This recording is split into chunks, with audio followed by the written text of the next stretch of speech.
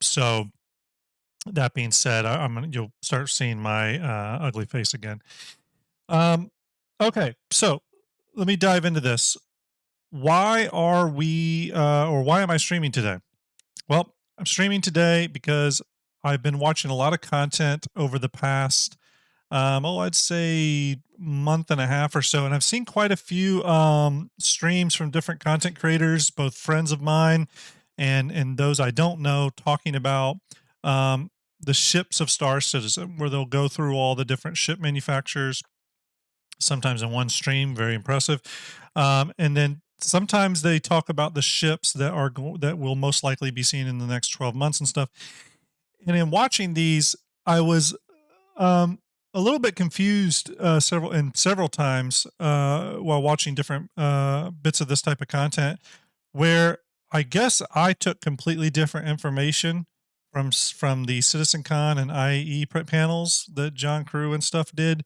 I guess I took a much different perspective sometimes on which ships are most likely to be seen in the next 12 months, and in some of the timelines associated with some of these ships. So I said, maybe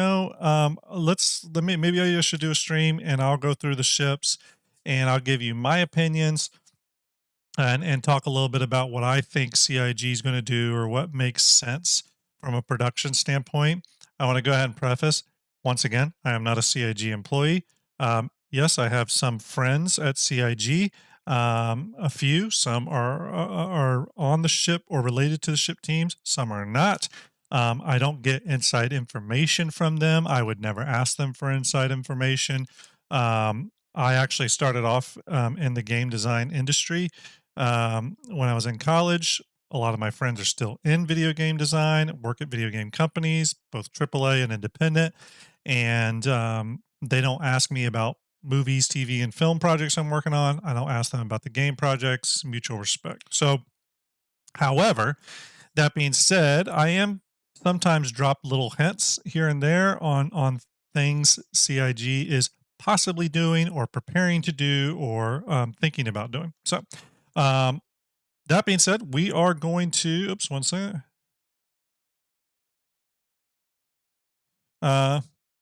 Cool. Sorry, I got a message from the wife. Always got to respond to those.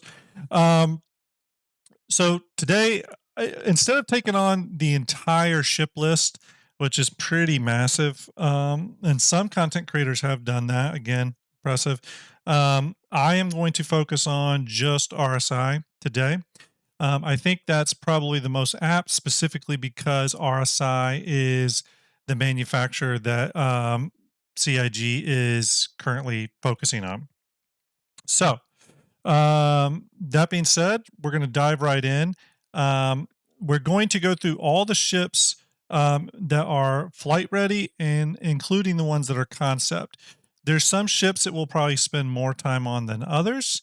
There's some ships that we may not spend much time on at all because they are what they are. They're already in the verse. There's no clear speculation that needs to happen in regards to their future role or future ability, even if they are flight ready. So again, some of these we'll just kind of gloss over, but we're going to show the trailers of those ships, their transmission pages, a la their brochures, and look at their ship pages and whatnot.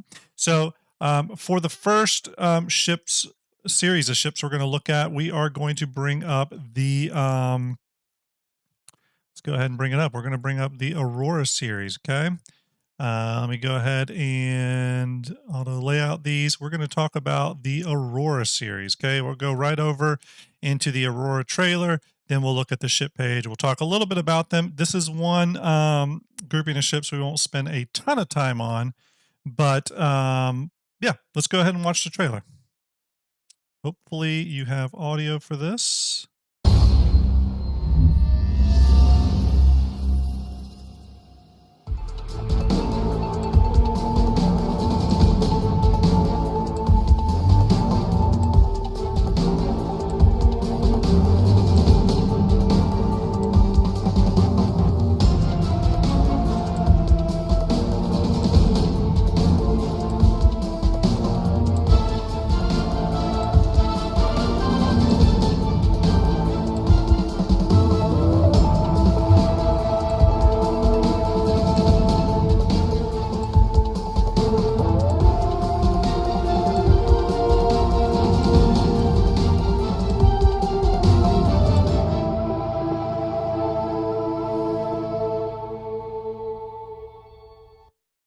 All right, there's the Aurora. I'm going to switch over to the Aurora transmission page. These are usually the online brochures and stuff. In short, the Aurora is the Aurora is the RSI starter ship. Okay, it is the entry level ship. We all know there's an Aurora starter package, etc.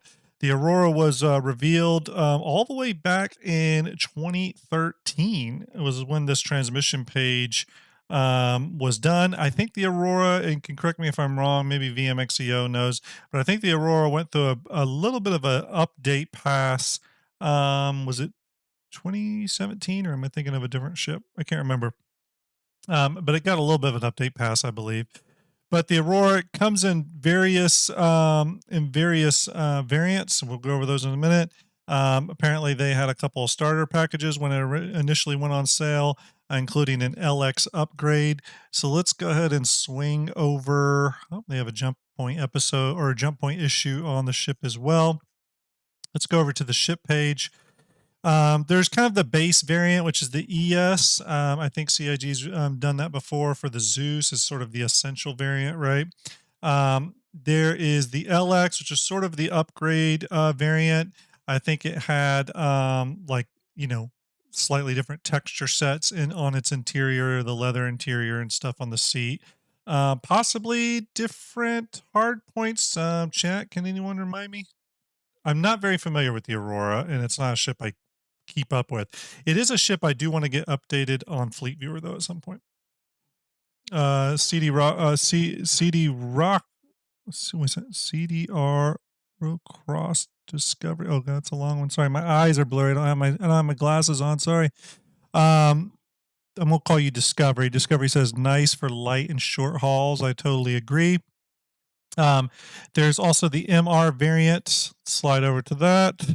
The Aurora Mark. You'll notice the Essential, the Mark. These all coincide with the Zeus as well, and their variant listing, which I really love that they did. Just a small little thing, but I think it's a nice little carryover from the Aurora to the Zeus. But the Aurora MR, I do think has a little bit upgraded laser weapons, right, and a higher quality gun cooler system. Okay, so possibly a component upgrade here. You'll be checking out Helldivers 2, very cool frigates in space game. I'll look into it, Artemis. I haven't checked that out yet, but I'll definitely look into it. The Aurora CL, this would obviously be the Clipper variant essentially, and it ups the ante for personal merchantcraft, so it's, again, carries slightly more cargo. Again, all these carry over from the Zeus, or this carries over into the Zeus in terms of those designations. And then the LN, this is the one I'm always, the Legionnaire is a dedicated combat fighter built to handle any obstacle. Okay, so the LN is has a more robust shield generator and a pair of additional weapon hardpoints on the LN. So the LN's a little bit more combat focused, has a little bit higher survivability.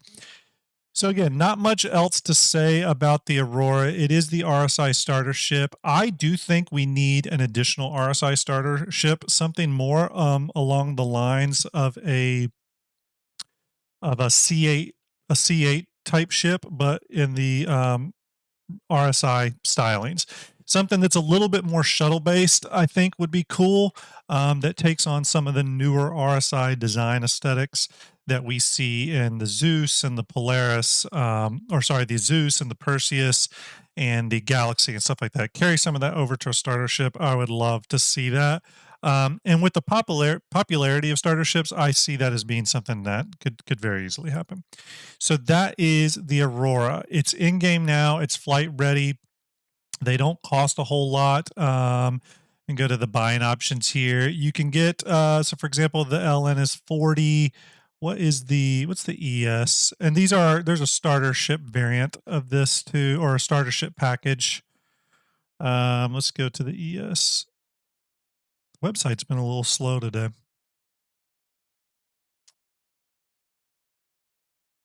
Let's see here. The ES, we go to buying options. So the ES you can get for $20. Wow, I didn't even really realize it was that cheap. There you go. So very easy entry into this game. Now that's just for the ship. The starter package itself is, let me go to the starter packages real quick. So the Aurora starter package, which comes with an Aurora MR, which is the Mark variant, $45. That's going to get you the Star Citizen game package, the hangar, the 3 months insurance, the Star Citizen, the Star Citizen game package, yep, and like 1,000 UEC. So yeah, it's a good entry level ship if you just want to check out the game. I do think there's better starter ships. Obviously, I'm very partial to the Cutter myself, and possibly the C8. But the Aurora's it definitely has kind of a cult fan base that follows it. So, let's see. Okay. Hook says, "Oh, 07 Graham, we've been talking about in-game payments for hangars, insurance, parking, real estate, etc. Will whales with 100 plus ships always be poor? How do you see that?" Well, I think the whales with all those ships are going to have more access to gameplay loops and income loops than any other player of the game. The more ships you have, the more ability you're going to be able to raise money, get bigger outposts, and on those outposts have passive ways, maybe not totally passive, but ways of making income on the planetary surface. Well, it's selling stuff, farming stuff, mining stuff, refining stuff. And again, more ships means you have more ability to generate income to pay and offset those costs that are attached to hangars and insurance, parking, all that kind of good stuff. So I think if they want the economy to work well, it's going to have to do something like that. Okay, let's and I do want to do a bigger episode on that type of stuff at some point. Okay. So the next ship we are going to do here are, so you're going to have to get my background here for a minute. We are going to talk about the Constellation. Okay, this is another big series of ships. We're going to go over here. We'll type Connie, and with that we have the Andromeda, the Aquila, the Phoenix, and the Taurus. 4 variants of the ship. Let me auto lay out these. There's our 4 variants. Okay. All right. Let's go back to our trailer. We'll watch this down.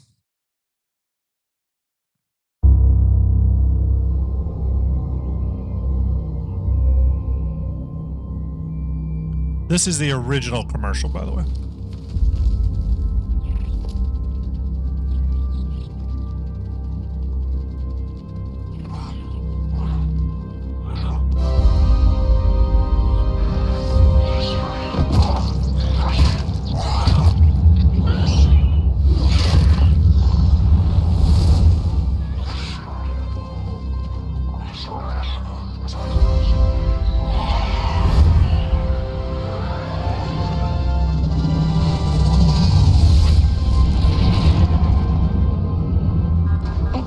Pretty cool commercial.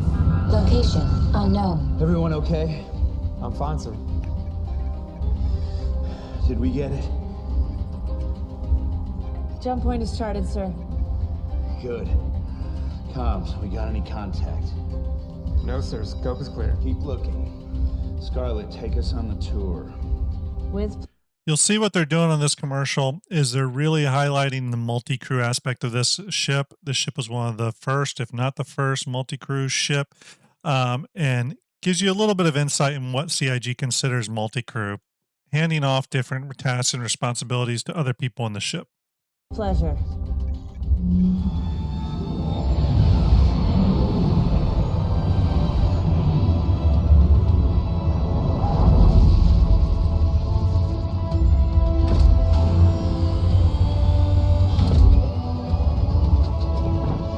All yours, Doctor.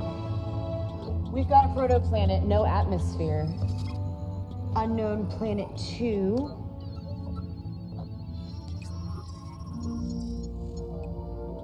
There's an atmosphere. Doctor. It could sustain life.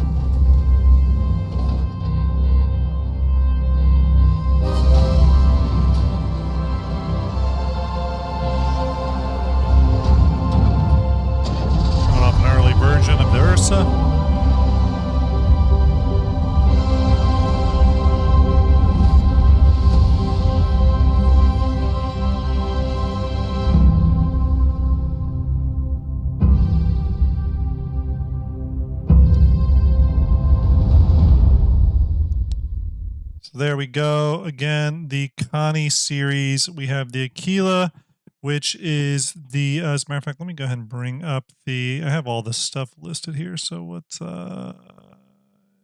got there's a few different commercials, by the way. I'm going to bring up the ship page. We won't spend a ton of time on the Constellation series. I know, so there's, again, the 4 variants. The Andromeda is the it's the, let's see, which I want to make sure I get the language right here. But essentially listed as the multi-person freighter. Essentially, this is kind of the, I wouldn't call it a cargo ship, but I guess it's just kind of the general purpose ship, correct? Let's see, the landing was a view of the nose didn't topple for you. But the Andromeda is kind of your base variant. It's kind of the general purpose variant. The Taurus is the cargo variant. This was one that was released. Was actually released flight ready after the rest of them. And again, they had their own commercial for that one. That's right here. We'll go ahead and watch that real quick. You can see how they're using this, very similar from the first RSI commercial. I love the little handshake they did there.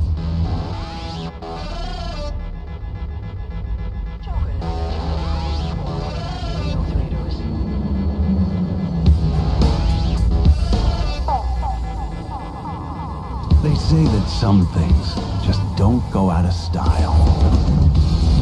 That the true classics never die.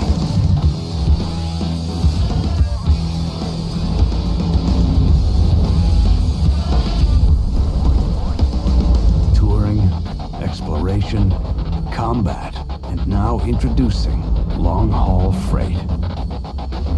The all-new Roberts Space Industries Constellation Taurus still does it all. So, again, the Connie Taurus, definitely the freighter version, the cargo variant.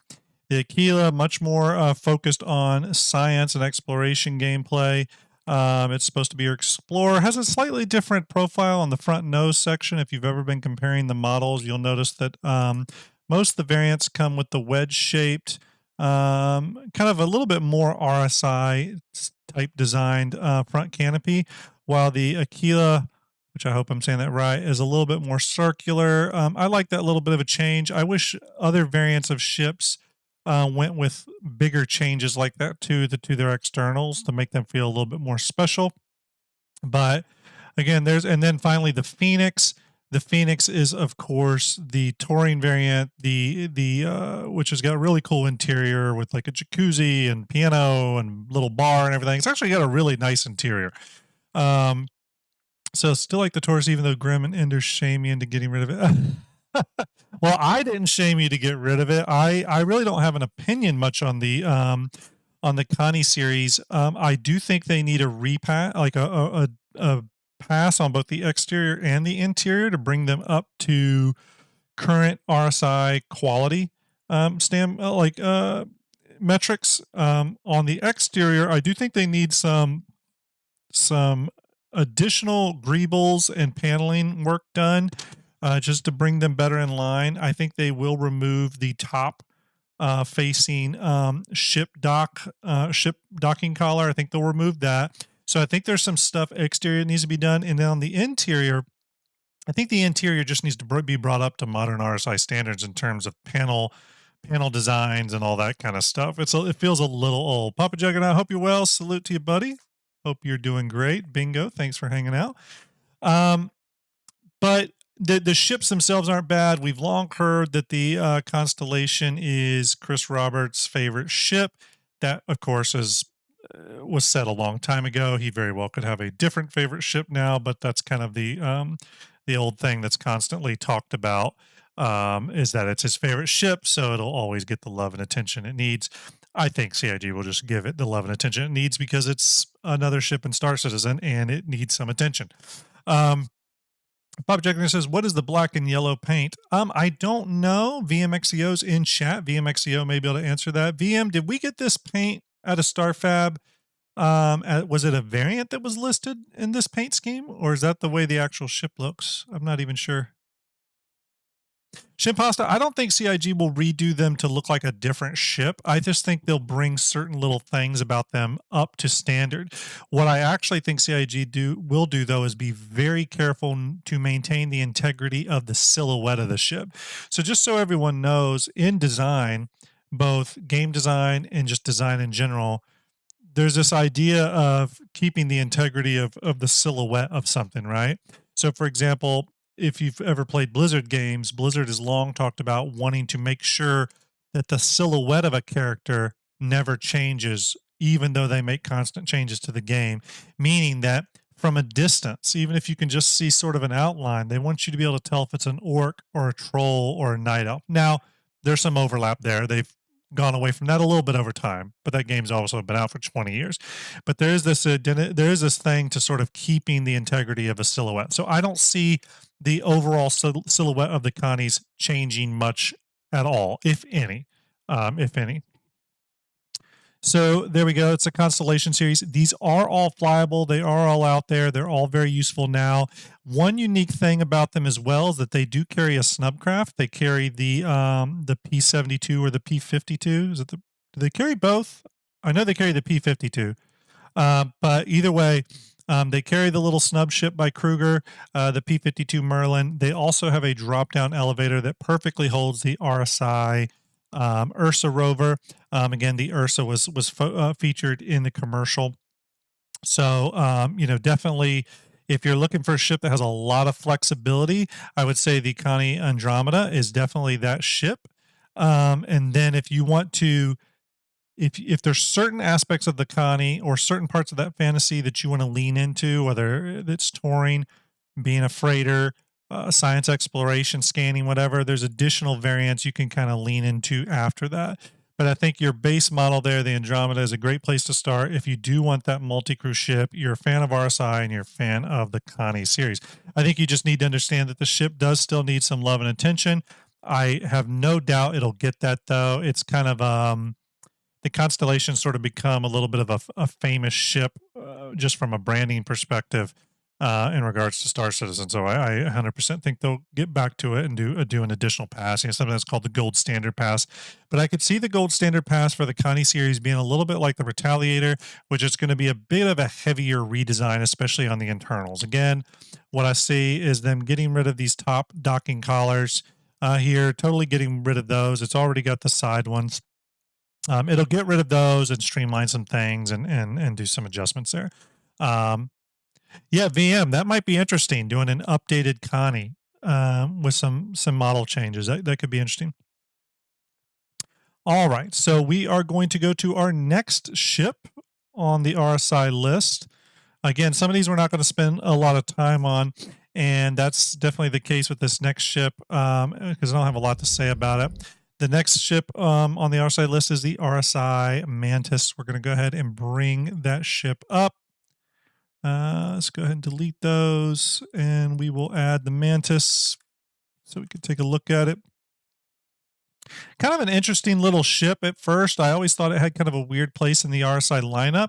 Now that we have seen the RSI Zeus MR as well as the Scorpius and Antares, this ship starts to make a little bit more sense to me.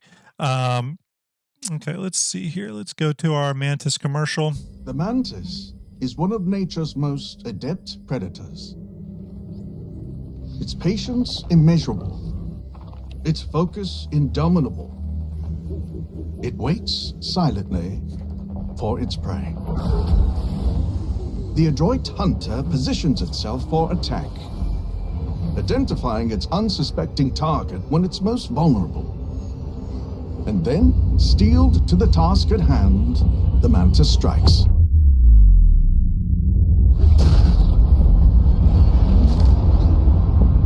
Its prey never stood a chance.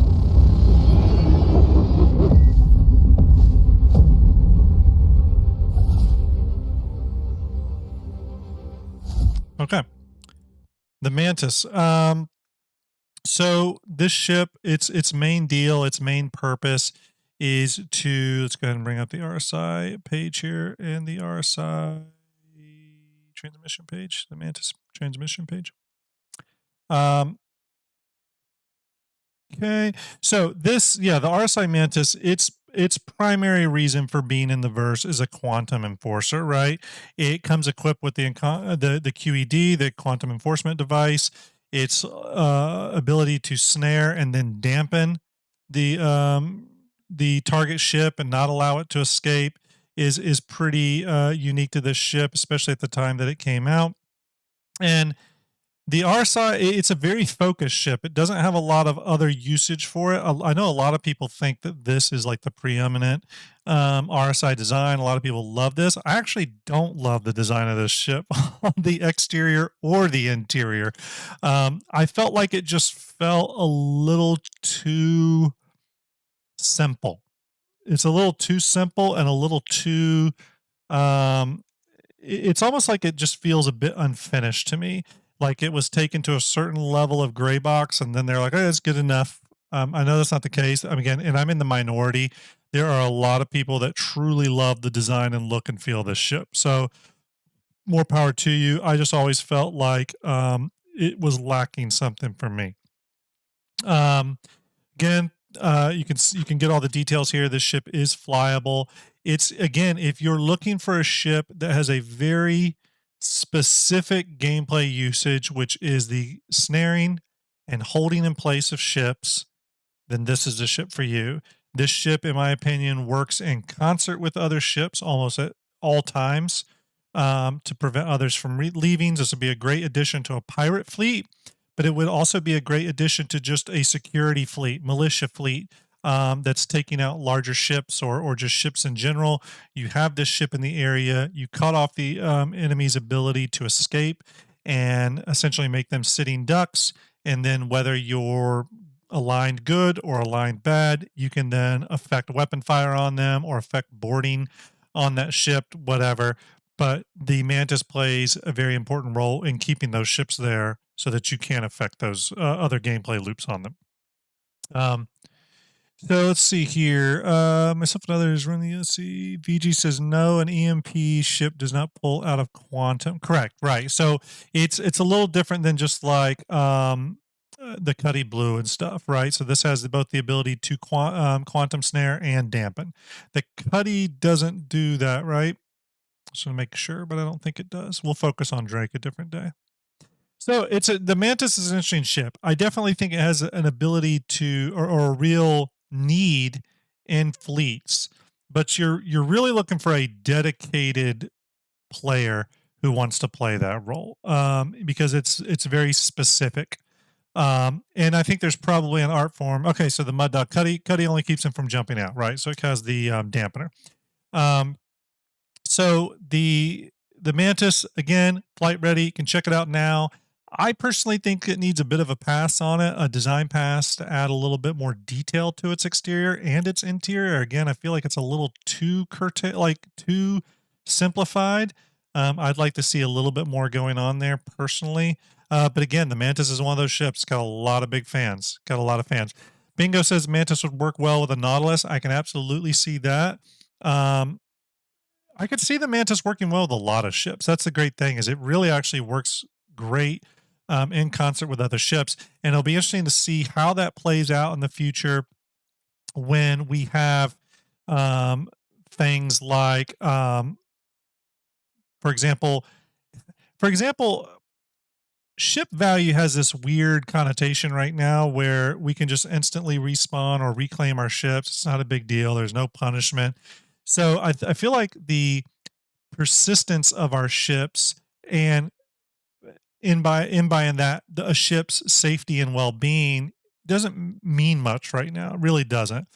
But in the future, when you can't just reclaim a ship super easy and all that stuff comes into play, death of a spaceman, all that kind of stuff, ships like the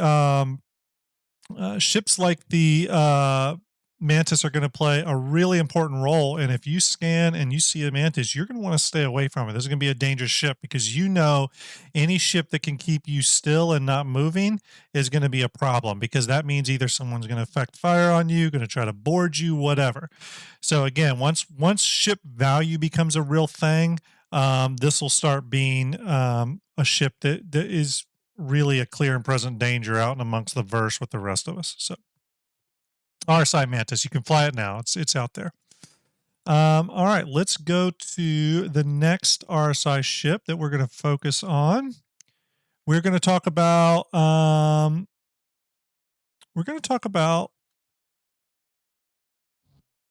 Apollo. We're going to talk about the Apollo. Let's go ahead and bring up the Apollo. Two variants of the Apollo, the medevac and the triage. Let me go ahead and auto layout those.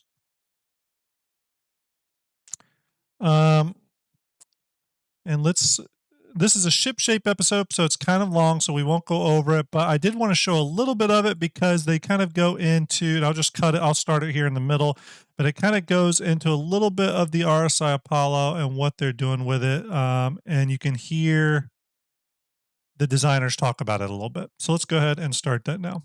We'll just watch a few minutes. Two medical ships at the moment announced in the game, which is the Cutlass Red, which is basically the ambulance in our game, and the Endeavor with its hospital module, which is really massive and really endgame. So we needed something in between.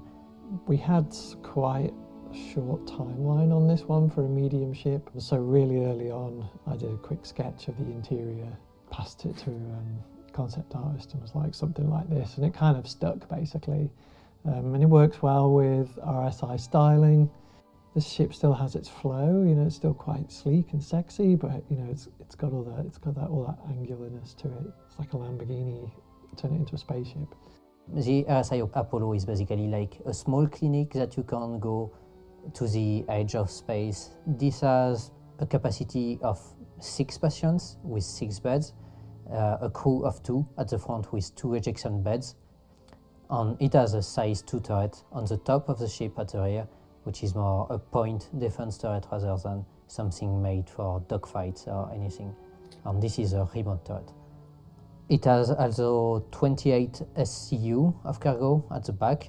And then you've got medical bay space. It's always that sort of fine line between sort of reality sci-fi and gameplay. So it's, okay, we need to basically spawn a player here, but we don't want him popping in. So the player will be delivered. There's a glass cover on top, sort of protecting the player. The thought process is that we'll have essentially like an opaque glass when there's nobody in it, and then you'll hear noises and probably lights will come on, and the bed will activate, and then a person will arrive. The glass turns transparent, and you're like, okay, that, you know, the bed's occupied. At least that's how we've developed it at the moment. It's kind of like a self-healing unit, so you'll have a disc that scans the person, finds out what's wrong with them, heals them, and then it opens up and off they go. And so with this ship, you'll be able to pick up people, fix people up, shove them back out the door, you know, so it can be, you know, obviously there'll be medical gameplay. That we plan is, even if regular ships can do something with medical gameplay, like a player could help other people in the future, you will need medical ships if you want really to pursue the medical career in the game. The final result I'm really happy with, and it's just sort of going through it basically, and so that's just been a process of refinement, just pushing and okay, add this, tweak this, you know, all the lines. Generally, you know, you generally try and avoid parallel lines. We've worked hard to do a good layout that will please every player and that is really aesthetically pleasing as well. So I think this is a really good ship, and this is bringing new kind of gameplay, so it looks good. Do you know what? I kind of like playing the medic often. So, you know, I'm not quite sure how this will turn out in our game, you know, but I just want to see it in game, and just, you know, I just want to see what players do with it. But I think, you know, I can't wait to see, you know, it's not going to be like the red arrows, but you can just imagine, you know, just giving people or So there we go. Oh, Past Strider, thanks for the 15-month in a row subscription. You're amazing. Appreciate that. So yeah, there we go. The RSI Apollo. Then the cool thing is the RSI Apollo. Let me see. Do I have that? I don't have that up. So the RSI Apollo was not shown on their original these are the ships in the next 12 months video that they showed at IAE, or was it Citizen Con? I think it was IAE, maybe. I can't remember. However, it's a ship that I do think we'll see in the next 6 months. I really do. It's been in development for some time. They're currently working on it. That doesn't necessarily mean they're bringing it to completion. I think it's important to remember that they're also, let me bring up their development roadmap here. Let's see. Let's go to development roadmap. We know they're working on, or they were working on, the actor system tier 2. Let's see here. Yeah, actor status tier 2. Let's see here. Or was it? Okay. So, yes, the actor status tier 2. We know they did some work on this last year, throughout most of last year, and it includes a variety of new things such as hygiene, NPC status tracking, multiple bytes, DNA integrity, medical insurance, cybernetic limbs, and cloning. The cybernetic limbs stood out to me, as well as a few other things, and made me think that the Apollo could be a cool ship to launch a lot alongside the actor status tier 2 system. We already have a base level of medical in the game, but I could see them launching some of the actor status stuff with the Apollo. Like, maybe that's where you can get some of the cybernetic limbs, you know, next level of medical gameplay done on the Apollo, and then possibly, obviously, landing zones. But in terms of ship gameplay, it would be the Apollo. So I could definitely see that being a thing. I don't think it's an overly complicated ship. The differences between the two, by the way, are that the medevac, they have different bed configurations, if I remember correctly. Let me bring those up real quick so that I can talk a little better about this. Where is my Apollo page? I think this is it. Yeah, so the triage, I think the triage is essentially the standard sort of variant. That's the one with the red. And then the medevac, if I remember correctly, has better armor. Oh, yep, better armor and dual missile racks. But I also think it's a little bit slower. I think its top speed is a little slower. It's also supposed to use or have the ability to work with these little hover drones, but they're essentially just remote control hover gurneys, or medical beds to bring patients up in. So hopefully they keep that design trait, because I think that'd be really cool, especially for rescuing people off the ground. Um, but again, the Apollo variants are in production. They have highlighted on Inside Star Citizen a few times. I think that we will see this ship in the next 12 months.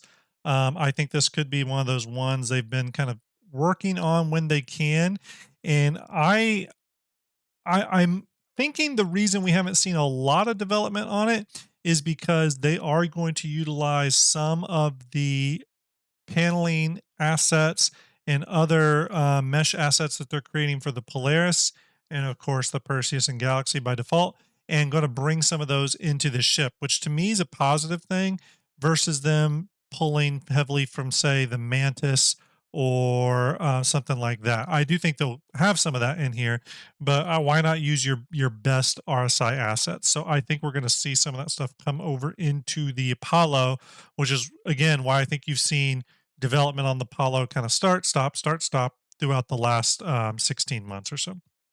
Hook says you can change beds. You have 2 rooms. Each room can have 1 tier 1, 2 tier 2, or 3 tier 3 beds. Right. So you can reconfigure the beds. Again, that's going to be a big deal. It's also going to be a big deal on how we do that, and if they're going to be able to bring that gameplay or that ability, that feature into the game with this ship. We already know modularity is a thing that works. We know the persistent hangars are a thing, and they're coming soon, which will allow us to call, ships and components and all that. What remains to be seen is if the bed configuration is something that can be changed via an ASOP terminal like device in your persistent hangar, or if you're going to need to take this to a ship dock, sort of like you would do with modularity and switching back and forth between different modules, if that's how the med bed switch outs go. So I want to see how that works. I imagine we'll hear more and more about that this year. All right. So the RSI Apollo medical ship. It's only a medical ship. There are no other variants, I don't believe. So if you're in the medical gameplay, this is probably a ship you should take a look at. Yeah, there it is. Max 2, 43 meters in length. We haven't been going over ship stats. I guess we should. 43 meters in length. I do think that's going to grow a little bit. To give you a metric, the Connie is about 60 meters long. I think the Apollo, I think we'll get up more to the 50, 55 meter range if I had to take a guess. I do think it will grow a bit. So there you go. RSI Apollo. All right, next ship we're going to talk about in the RSI family. We're actually going to skip over the ground vehicles. I'll probably do a big pass on ground vehicles at a future video. We're going to go right into the Orion. Okay, we're going to talk about the Orion. Let's go over here. Let's unlock our canvas, select, delete selected, and add the Orion. The capital level industrial mining ship. It's a big one. It's a big old ship. I'm going to go over to this video. This video, they do talk about the Orion. I'm just going to play some of it in the background. Going to be dragged through the entire ship, so it's basically like a funnel. You can see they've done some very early white boxing big tanks on the side, concept mesh work. Deposited or sold.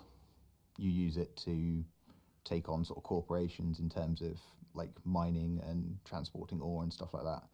So this thing can just go and eat like entire asteroid fields, just sort of mosey around, just eating stuff. Because the ship's so massive, it's very difficult to turn. So instead of turning it to face what you want to mine, you would just reach out and grab it and pull it towards you. As well as the mining, it can refine them as well. So we've got ideas for, like, you've got the bit at the front, which is the mining part where all the asteroids would be dragged into and munched up with the muncher thing, and then along after that is the refinery, which no other mining ship has. What that does, you can set it to look for certain things in what you've mined. You could just stuff an asteroid in the front and then it will sort out what you find in it. So you can punch in, I want to look for iron or a certain type of mineral or something, and it will just search through that and put it away, and we can have it sort the ores in those. There's like 12 rotating cubes on the back, the cargo pods. You can say like, this cube's for iron, this cube's for gold, and it will do that for you. So you can just happily let it go once you've set it up how you want. So because it all comes in through the front. So they did let me bring this up. It'd be a bit disappointing to get it. This was their original scale for the Orion, sitting next to a Connie. That's probably about 100 and, I don't know, 120 meters, 130 meters, something like that, maybe bigger. But they realized they needed it to be much bigger. For the Idris. So it's gotten scaled up more and more and more over time. And as you can see now, the Orion is grown to be a very massive ship. I think at last count, they're showing it around 341 meters. That is very big for those that don't understand just how big that is. I'll bring up the Idris, excuse me. Yeah, so there's an Idris next to it at its current scale. Again, I do think this scale could be adjusted. I don't know if the Orion must be this big. I think CIG won't shrink it too much, but a lot of this, if you look, a lot of this is engine. Look how big these engines are. I mean, these engines are, I don't know, these engines look like they're 50 meters big by themselves, maybe even larger. I don't think the Orion is going into production anytime soon, unfortunately. I don't think the Orion will get a pass while they're doing this RSI family of ships. I do think the Orion may get a reconcept pass, though, while they're working on the RSI family of ships. Again, reconcepting mean they do some new designs for it, but they don't put it into production, okay? In honor of that, I kind of did my own little RSI Orion redesign. You can see that here. I posted it up on the YouTube channel. Again, just taking aspects of, is this not playing at 4K? What's going on? Okay, there we go. Just taking aspects of the RSI Orion, doing some changes to the model to kind of bring in some of the new RSI stylings, just some little winks and nods here and there. Slimlining the engine layout to be a little bit more compacted and not so huge to where the ship looks back heavy. And just in a sense, rebalancing things a little bit. I actually thought this was a kind of a cool redesign. I dug it, and I was like, I'll render this out and share it with people. Maybe they'll enjoy it as well. As you know, if you've ever followed StarJump stuff, we like to kit bash and play around with the models and whatnot. So, but yes, the RSI mining vehicle, or sorry, the RSI capital miner, the Orion. Again, I don't see this going into production anytime soon. I think they need to. There's gameplay components that still need to come into play for this. This sits up there with the Hull E, the Pioneer and stuff. They're big ships that will affect the economy in huge ways. And where CIG sometimes says they need the gameplay, or they really want to bring a ship in with its gameplay, I actually don't think that applies so much to the smaller ships. I think they just bring those out whenever. That's why we got the Cutter Scout before we really have robust scanning gameplay. I think with it, what they mean with that statement is they don't bring out these big ships that wholly rely on those gameplay loops until the gameplay loop is out, right? So, for example, the Cutter Scout you can still use to ferry like yourself around as a day-to-day driver. The Orion is a miner, and it only mines. So until we have asteroid size, huge capital mining and refining going on, I don't think they're going to put this ship into production. It's a huge ship. This thing is bigger than the Kraken. It's bigger than the Idris, right? So I think it's going to be a while. It's not a bad ship to pre-purchase and own, though, if you're going to pre-purchase and own a ship at its current price level, because this is one of those ships that's going to make millions upon millions upon millions of AUEC. And if you've ever watched the info runners, they always talk about earning down, right? So if you're going to buy a ship, you're going to spend money on a ship, real money, get the bigger ship, and then earn the ships underneath that using the bigger ship and its throughput on the economy. That's sound advice. I heavily recommend it as well. I'm not one of those people that tells you just to buy the starter ship. You're all adults. You can spend your own money however you want to spend it. I will never tell anyone how to spend your money. However, from a financial standpoint, it's probably smarter to buy the more expensive ship and earn the other ships down the line. And some people might say, well, why would you buy the ships that are smaller than the Orion? Why would you buy the Prospector, the Erastra, the Mole? And it's because those ships still have a big usage in there. The end game for ships, or the end game for Star Citizen, is not the size of the ship. It's the gameplay loop you're operating in at that time. If it's just you and your friend on a particular night, you may just want the Mole, right? Or 2 Prospectors. If it's that one night a month where your entire org is on, they're all wanting to mine, then you get in your Orion. You're not going to probably be using the Orion on a day-to-day basis. Ships have to be looked less at in terms of their size being the end-all be-all, and more their usage, right? And that's why I think it's good to focus on a gameplay loop and get the ships within that gameplay loop so that you're covered on all different levels of that particular loop. So if you want to be a miner, work to get mining ships, but don't just get one, because that's only going to service you if you're only playing in that mining regime, right? Of 2 people, 1 person, or whatever. I personally would get a cross section. Now you can buy those with in-game money, buy them with UEC, buy them with real money. However you want to buy them is not my concern. It's more about giving yourself the most options amongst a gameplay loop, right? So the RSI Orion. There is a really cool, if you've never seen it, a lot of people haven't, believe it or not. There's this Star Citizen ATV episode from 6 years ago, actually. I'll post it into chat right now. That YouTube video, they walk through the Orion if you've never seen it. All right, let's go to the next ship in my RSI list. Again, we're plugging through these pretty good.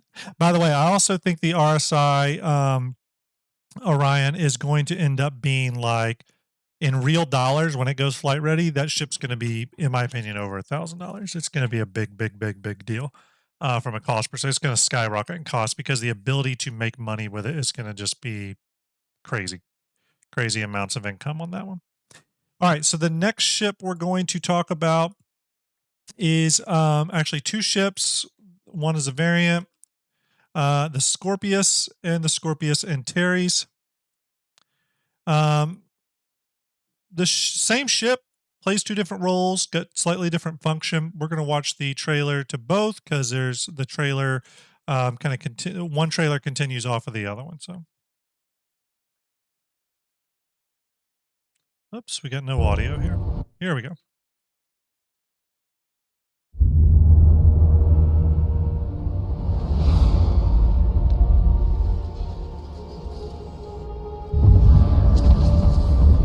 Everyone, thank you for the follows. Thank you for the subscriptions. I appreciate it. You're all amazing.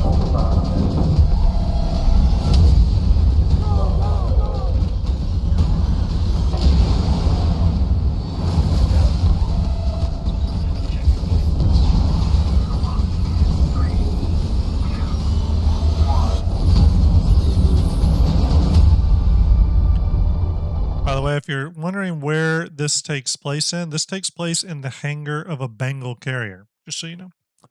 A lot of people don't realize that. Some people thought it was the Idris. It is not, as the Bengal carrier. Here's part 2 of that commercial. This one is on the Scorpius and Antares. Get to see a little bit of the best ship in the game, the Kraken.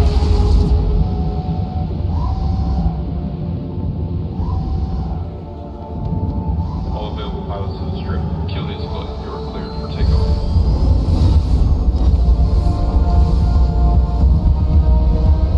Julius flight. Engage burn and flight heading 110.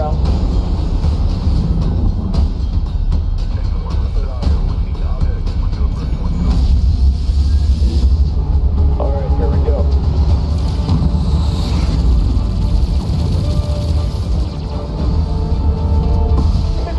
Launching countermeasures.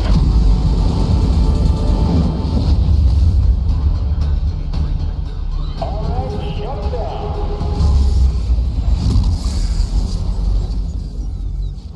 I've got a shot. Clear them out. Thanks for the assist. Anytime. Quantum jammers engaged. Let's finish this.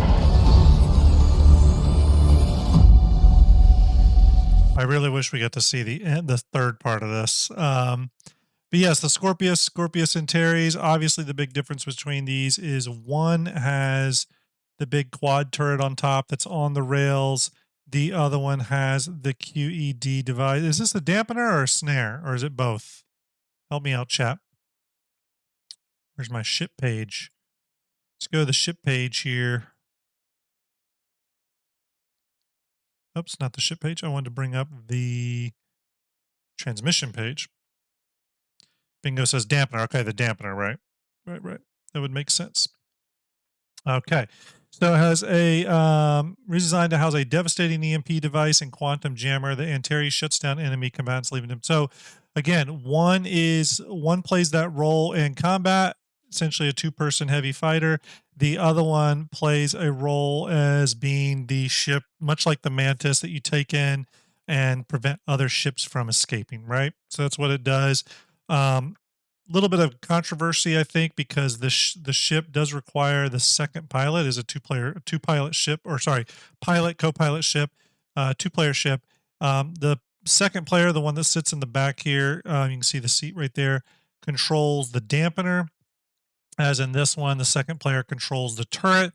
So there was a little bit of controversy about that when it popped up. I don't know where that landed with everyone, but I mean, again, I think that's the future of Star Citizen ship gameplay. People are going, hey, XQ, hope you're well, buddy. Salute to you. We were just talking about info runners earlier, talking about the earn down concept of purchasing ships, which we all fully agree with.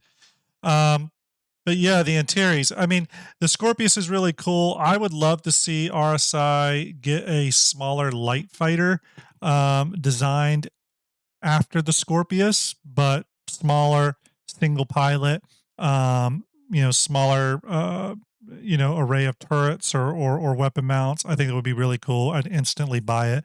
I love the Scorpius. I just don't see myself two-playering a ship much. I think if I'm going to do multi-crew, it's going to be in a bigger multi-crew ship. But I think this is a really cool ship and definitely something that they should iterate on. Again, I would love to see a light fighter based off this. Execute says RSI Advanced Starter 2. Yeah, I mean, I think so. I actually do think we're going to see some RSI Advanced Starter, the new Aurora, so to speak, as they do this RSI design pass that they're going to do here, probably for the next 2 years. If I had to guess, I think they're going to be on RSI for the next 2 years for sure.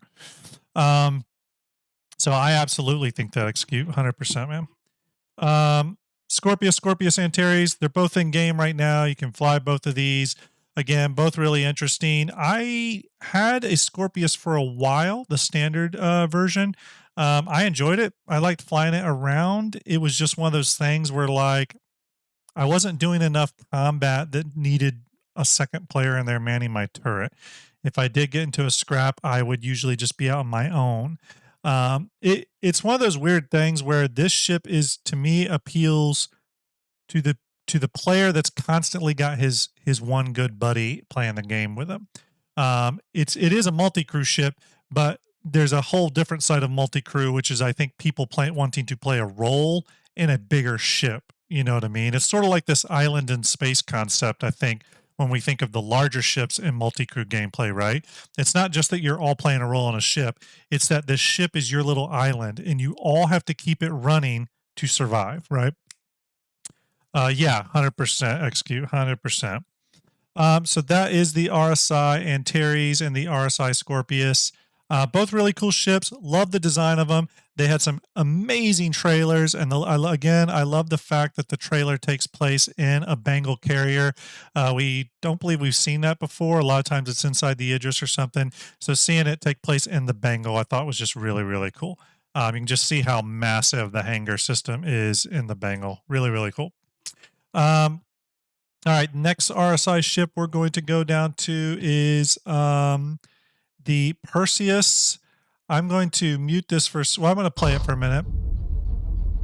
We'll listen to what they say about the Perseus just for a second. This here. ship is really a military ship. It's about destroying other big ships. Because it's so formidable that you're in a fight, and if somebody turns up with a fleet and it's stacked full of gunships, you're just going to be like, oh, damn. A fleet in Star Citizen is sort of built around a capital ship, or capital ships as it's called. So you have the Javelin, which is a destroyer, so that is designed for really duking it out with other big capital ships. Let's pause there for a second, because I think as we move in to talk about the Perseus and then later the Polaris, it's important to take note of that comment that John Crew just said in terms of what is a fleet in Star Citizen, or what do they consider a fleet in Star Citizen. See if a runner says, I got a Perseus recently for our mutual friend for $300. Awesome. And for us, yeah, awesome. Excuse, I'm actually going to be bringing that up on this episode. I'm actually going to bring it up in just a second. So I'm glad you did. So yes, it's important to know what a fleet is to Star Citizen and CIG. And they look at it as a fleet centered around a capital ship. That capital ship then is supported by an array of other ships that both fill critical needs, and those needs could be everything from refueling to protection against small fighters. As in this image here, you can see you have the Javelin destroyer, but it doesn't really have a lot of room to protect against light fighters and small ships, so it's got the Hammerhead flying with it, right? It then takes an Idris to act as that combat carrier to carry other smaller ships that can also fly and protect the Javelin. So much like a carrier strike group in the U.S. Navy, they're all centered around that flagship, that main capital ship that then has other support vessels surrounding it that fill other roles in order to essentially create, I was going to say a dome, but in space, I guess it would be a sphere, essentially an iron sphere of protection around this grouping of ships. So I think it's important to know that, because then it's important to see what role the Perseus plays in that. And they're going to talk about that here. You have the Idris, which is a carrier, so can sort of take on other big ships. It's got a big railgun on the front, but primarily it's there to deliver fighters. And then you have the Polaris, which is a long-range torpedo boat, and you have the Hammerhead, which is a great anti-fighter screen. But what we're missing is this hybrid role that sits between the Hammerhead and the Polaris, that is your fleet defense ship, that is moderately large size and capable of dishing out firepower to deal with large ship threats that aren't quite capital ships. It has been a while since we've. So again, they're talking about what role the Perseus plays. It kind of sits in between the Polaris and the Hammerhead. And once you kind of understand how CIG looks at a fleet, you get a better understanding of what they're doing with these ships, right? Yes, the Dyson sphere protection. Exactly. I like it. So the Perseus is going to be the heavier gun. This is going to be the ship that goes after, let's say you're in a fleet to fleet combat sort of situation. The Perseus is going to be targeting bigger ships that are critical to the main fleet, right? So I could see your Perseus attacking the Starfarers. Okay, it could attack the Nautiluses in that group. It might attack the Polaris. It's going to attack probably in that range, maybe a little smaller, especially ships like the Connies and any ship of that size. It's definitely going to be attacking. Where it's not going to probably focus on too much are, your small fighters or your capital ships. So those two extremes.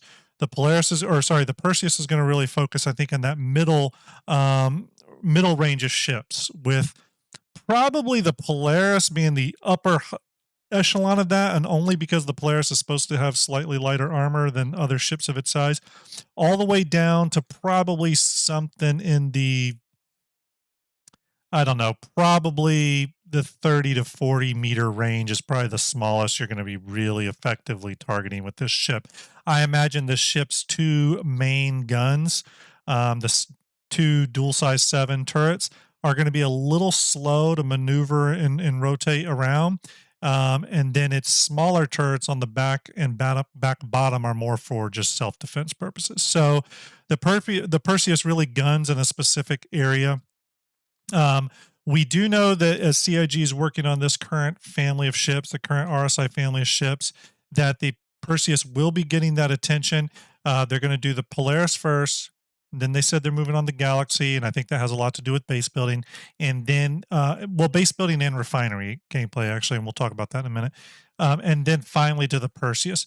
The Perseus, I think, will become more and more important as the game becomes more about security, right? And what I mean by that is what we talked about earlier with the Apollo, as things like insurance, death of a spaceman, full persistence, meaning the server doesn't get reset. When we're in like Star Citizen version 1 and the value of your ship is maintained by keeping it safe, keeping it operating effectively, keeping it, keeping the components updated, just keeping the ship in working order. Security is going to become a thing. You're going to be if you're in a fleet, you're going to want to travel safe. And that's where ships like your Perseus and stuff is really going to play a big role, because I don't know if CIG is going to build a lot of missions around ships like the Perseus, a way to generate income. I think they've said that they want to try to do that, but I'm not totally sure how they would do that. What I think they need to do is create ships that are required to feed the economy. And those would be ships like your Hull E's, your Orions, your Vultures, your Prospectors. And then so those are ships that generate income, and then they need ships that use income, right? They talked a little bit about that when they talked about base building, right? They talked about the things that require power and the things to generate power. And I think there needs to be ships that operate in the same way in that regard, where some ships require a cost from the user to operate, and there's not much of a financial benefit from them, but there's other benefits you get from them, but albeit security or what have you. So easy Perseus mission, please defend our ship. Yeah. And I mean really they could make any missions around that, so 100% agree with that.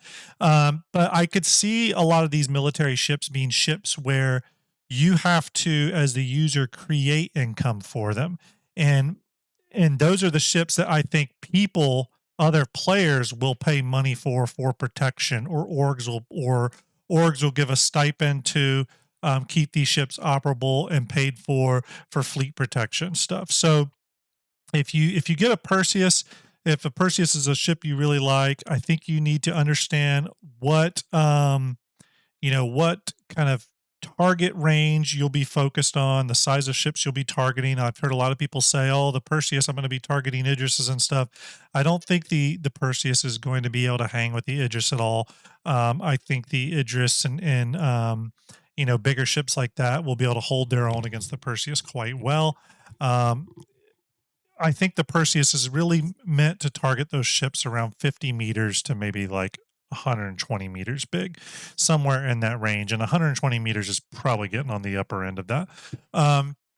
So as long as you're okay with that, and as long as you're okay with a ship that maybe is not a big money maker, but that you don't mind using your economy ships to pay for this ship, then I think the Perseus is a great ship to own. Now, the other big thing with this, and Execute would probably agree with me, this ship is way overpriced for what CIG is selling it for.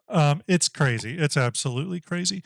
I think this ship borders, isn't it like $700 or something like this for this ship? I forget. It's way too much money. It's way too much money. But for those of you that are watching the stream and you're interested in acquiring a Perseus or a Polaris, and you've wanted one for a really good deal, I'm going to go ahead and tell you right now, because I talked to this particular person. So those of you that know me know that STARJUMP Starlet is a part of our team. And Starlet, let me find it.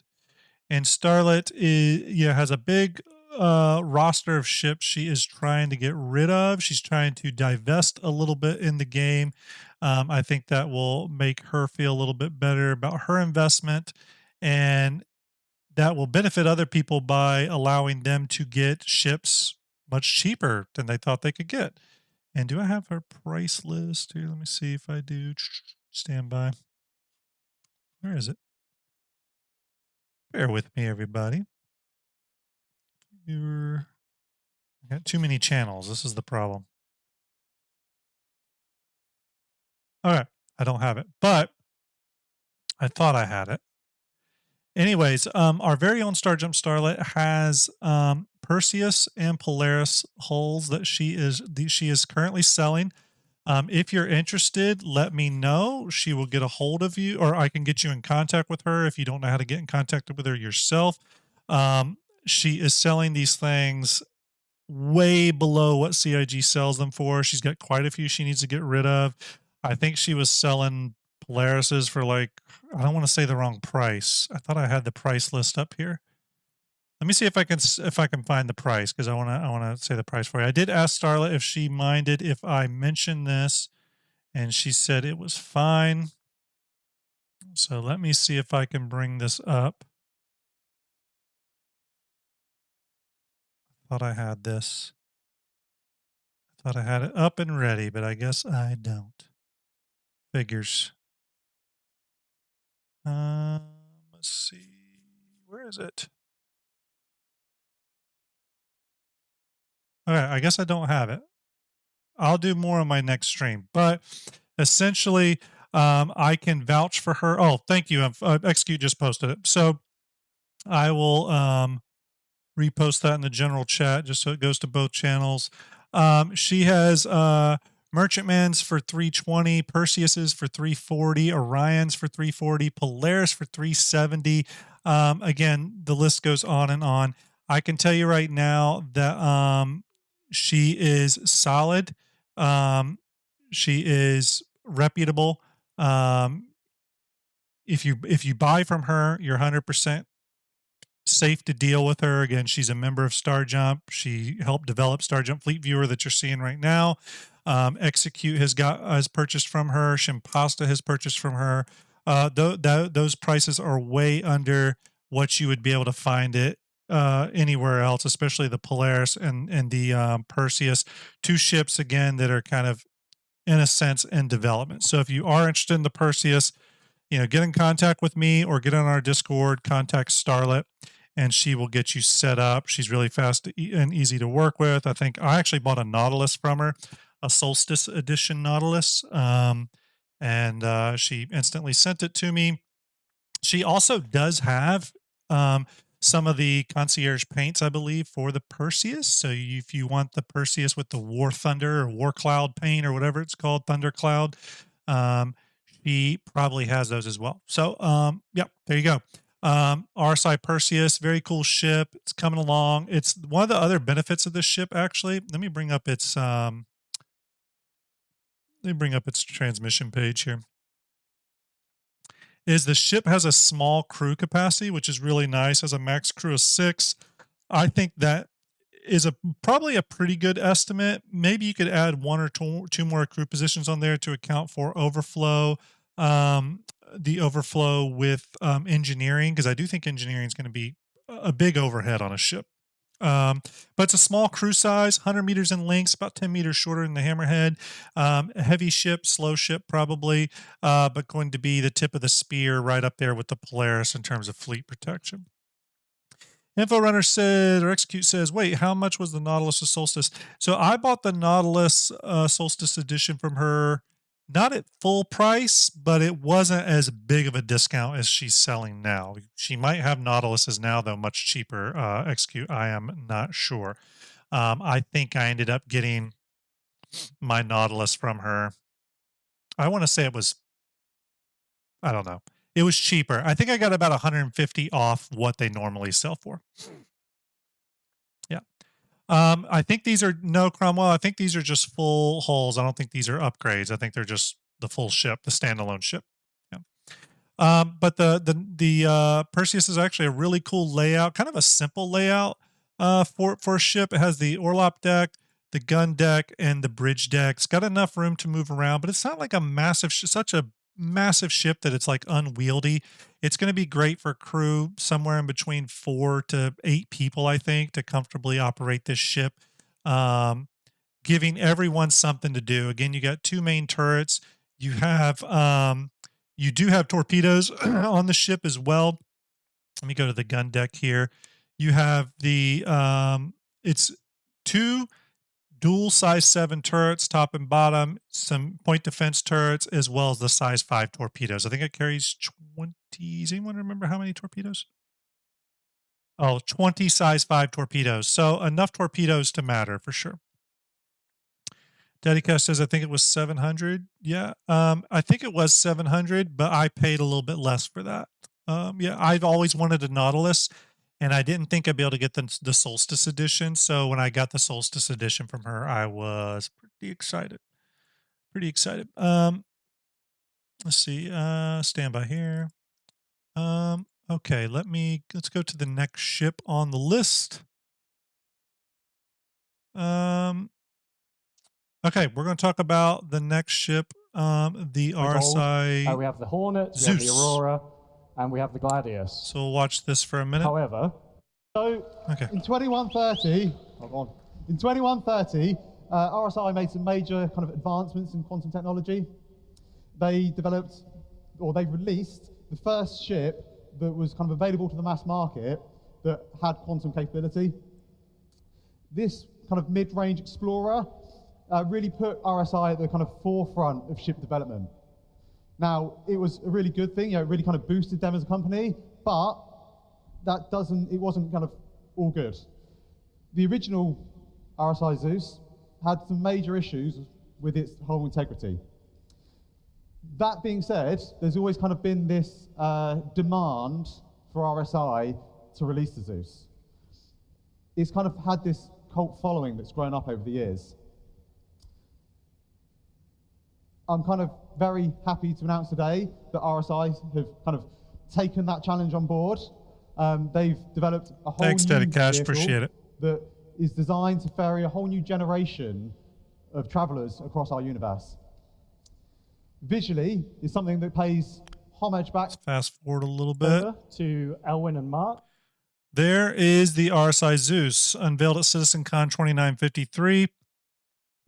This is kind of the new RSI 3-person ship, kind of fits in that kind of fits in that Spirit slash 400i size category of ship. Also, I see Execute says Nautilus was 725. The guns on the Perseus are like you can swap them to fly to them. So Nautilus 725. I want to say I paid 625 or 600. It was a discount, but I wanted it real bad. This was before Starlet was liquidating ships. So yes, the Nautilus, or sorry, the Zeus. We're talking about the Zeus. Obviously, the Zeus was a kind of an update to. Let me take this off. We'll go to. The Zeus was kind of an update to the old Zeus and lore, which looked like something very similar to this. The original Zeus was essentially an exploration vessel, one of the first ships to utilize a quantum drive and all that good stuff. And this is sort of the reimagining of that, the remake of that, almost as if a company was to like come out with a reboot of something they did in the past. And with that, we were given 3 variants. The oops, I gave 2 ESs. Let me get rid of that one. Let's see, ship mark. There we go. We were given 3 variants: the Zeus Clipper, the ZCL, the Zeus Essential, the ES, and the Zeus Mark, the MR. Essentially these variants are the Clipper is the cargo variant, the Mark is the combat quantum dampening bounty hunting variant, I guess. It's got a little bit of overlap there. And then the ES is the exploration variant, or kind of your daily runner variant.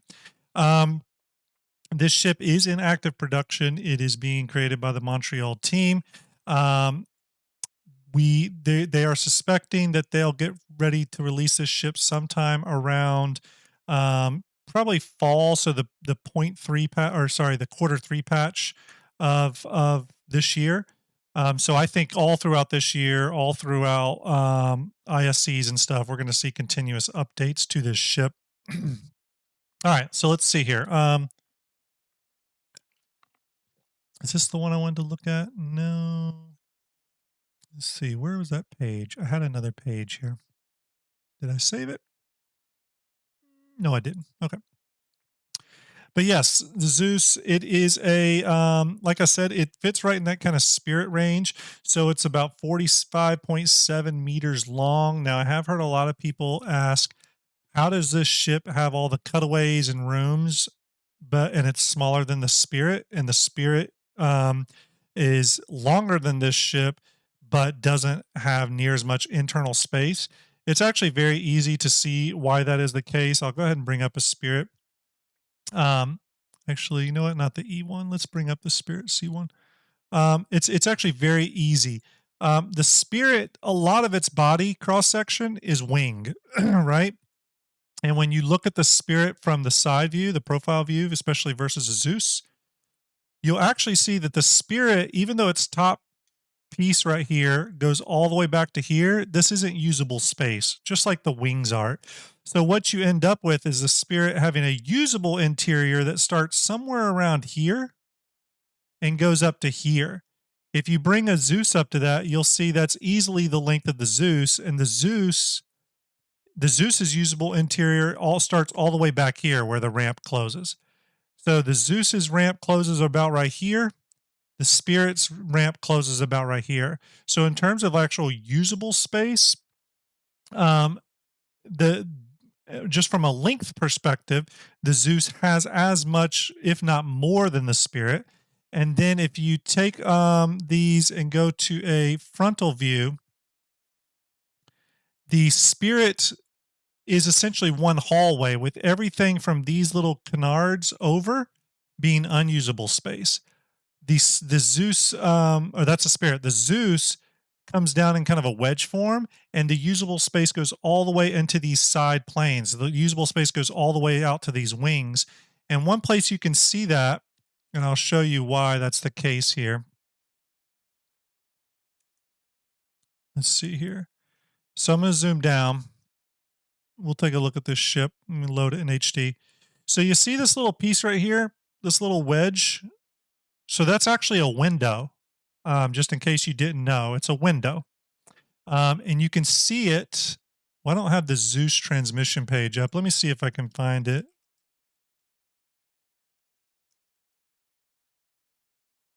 Let me bring that up real quick here, and I'll show you exactly what I mean. Here's the Zeus transmission page. You can see it here. It's a window, and you can see that window in the cross section. So we're going to go down to the cross section, and I'll bring up interior. Yeah, you can kind of see it there. Stand by. One of these you see it pretty good in. Let me bring it up. Okay, I think it's this one. Oops. Okay. So that window, oops, is right here. You see this little thing and this little portal that goes out, this little piece? That's the window. And that window, there's a little table there. And that window in the crew hab, it's in the crew kitchen area. That window punches out this way.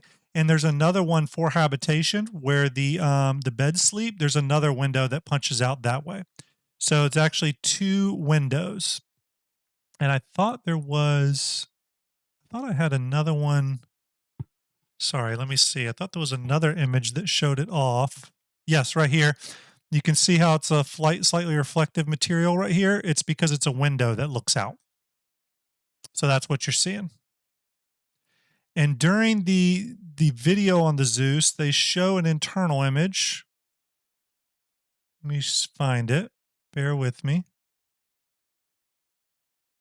We will make some adjustments from the original plan. Just a second. The different variants have different features, by the way. Just made the decision. There it is. So you can see the window once again as they come in.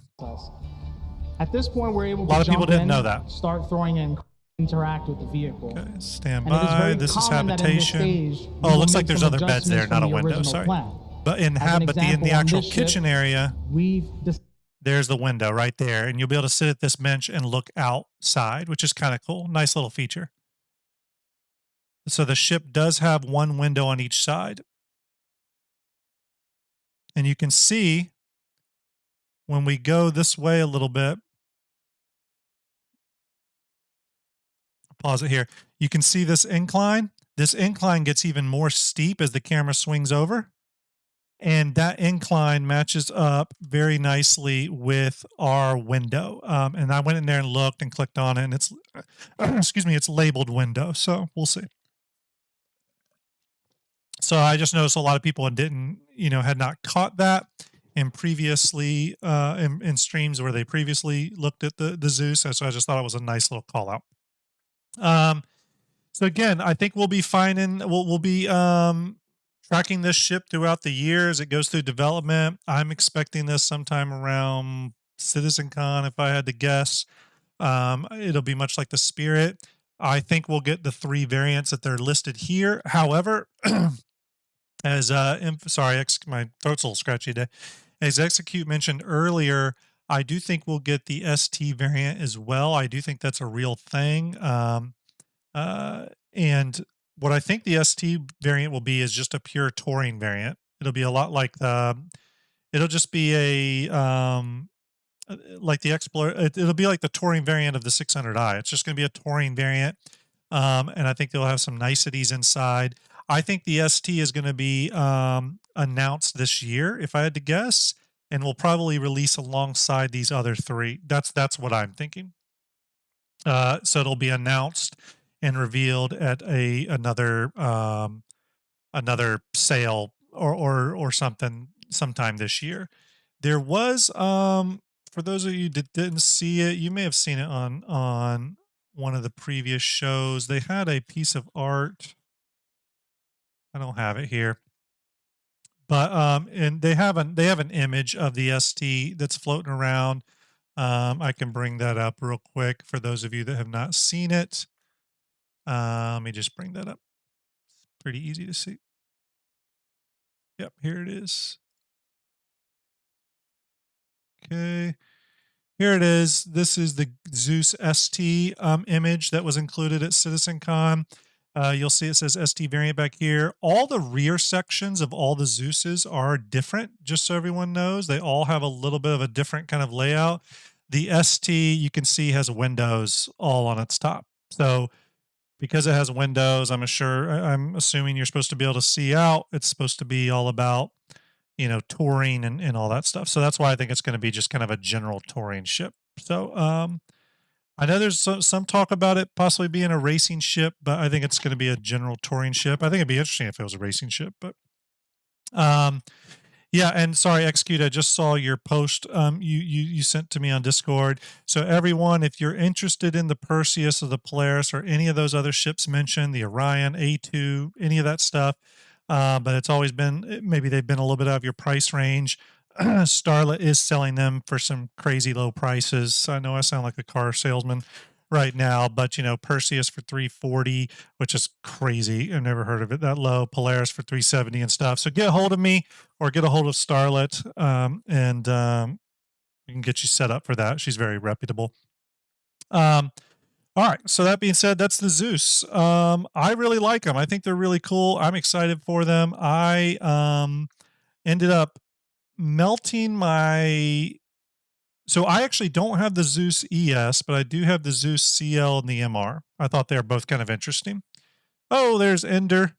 I was talking about Ender earlier at the beginning of the post as I was giving an update to all of us STARJUMP members and what we're all doing right now, why we haven't been around. Ender obviously focusing on school as he should be. I'm focusing on life and work right now.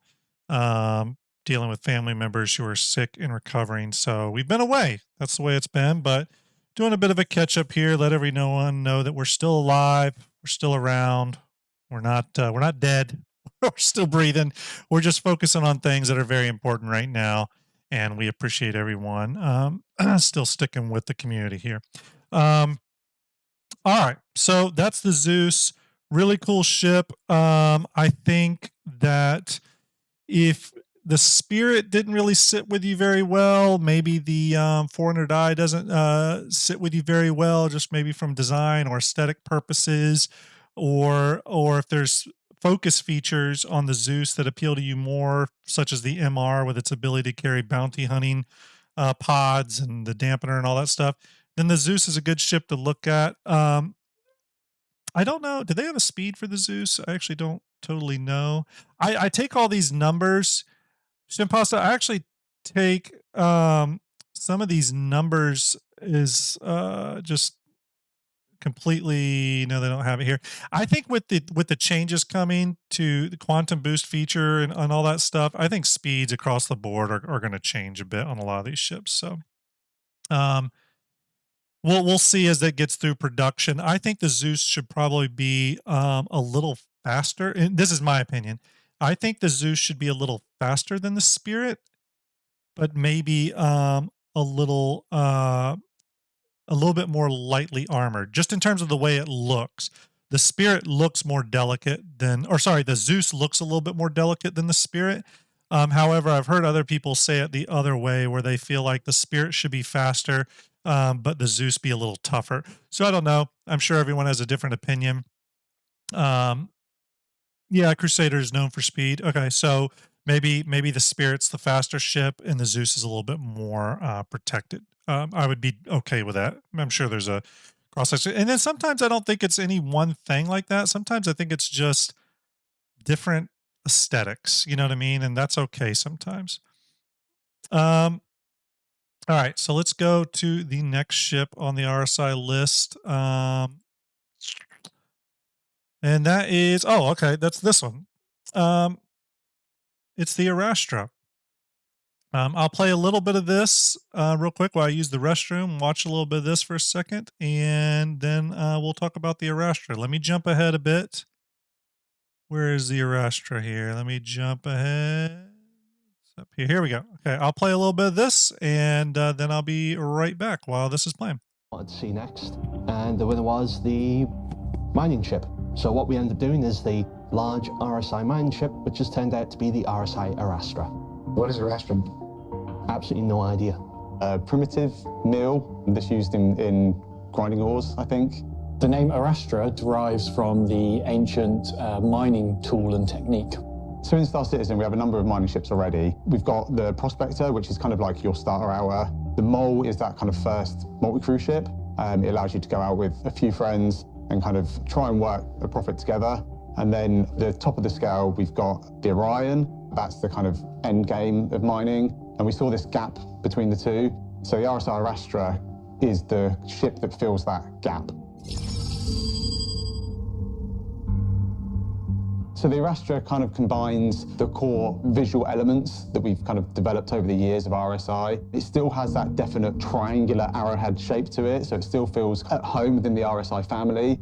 One of the things we struggled with a little bit at the beginning when concepting it was we didn't want it to feel too sleek. It really needs to feel like it had a functional purpose, and that really led us down exposing a lot more of the industrial elements. We've built on the idea of RSI layering in their ships to kind of really expose the core framework of the ship down the central kind of columns. It also has a much more comfortable habitation for the crew to live on. It's got plenty of utility on board for day-to-day life, as well as a place to actually land additional vehicles in the back. It has everything you need to spend a large amount of time away from dock, away from station. It's got an onboard refinery. It's got a large amount of ore storage, as well as onboard cargo. It's a kind of big, serious mining ship, and it allows for a crew of up to 5 to kind of go out and really kind of step into that professional level mining outfit without requiring, you know, a big capital ship. So let's talk about the Arastra real quick. The Arastra is really interesting because one of the things I haven't really heard said about the Arastra is that the Arastra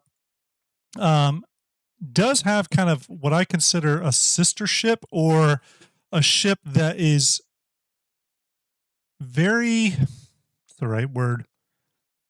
A ship that overlaps with this and complements it very well. And it's a ship that I haven't heard compared to this one very much, and it's this one, the Odyssey. So what's funny about this is both of these ships have sort of been marketed a little bit as the mid-level large scale mining ship. They're not capital, they're not medium or small, but they're the large category of ship. And the Odyssey has the ability to carry a prospector in its hangar bay, which is really cool. It has a mining laser on the front as well. We know that. It has the ability to do onboard refinery operations for its own fuel building.